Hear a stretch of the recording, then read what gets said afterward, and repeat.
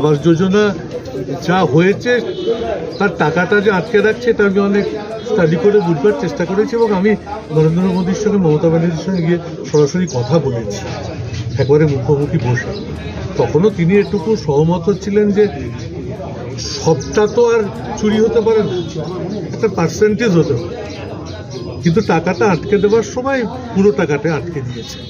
এ ব্যাপারে অভিষেক একদম কারেক্ট বলছে যে গত 3 বছরে টাকা আসে এবং সেটা আমি দিল্লিতে খুব কাছ থেকে বসে দেখেছি এবং এটা অন্য কথা না, আমি সরাসরি মোদীজির সঙ্গে কথা বলেছি এবং গিরিরাজ সিং তিনি নিজের আসন থেকে উঠে এসে পার্লামেন্টে আমার পাশে বসে এসে বলেছে যে আমার দপ্তরের এটা এখন আর ব্যাপার নেই, এটা প্রধানমন্ত্রীর কাছে ব্যাপার। এই টাকাটা যদি ছাড়তো তাহলে কি জলপাইগুড়িতে মানুষ পাকা বাড়ি পেলে এড়ানো যেত? নিশ্চয়ই, মানে কিভাবে? তাহলে বাড়িগুলো তৈরি হতো, হ্যাঁ, তাহলে কি হতো? তাহলে বাড়িগুলো তৈরি হলো আর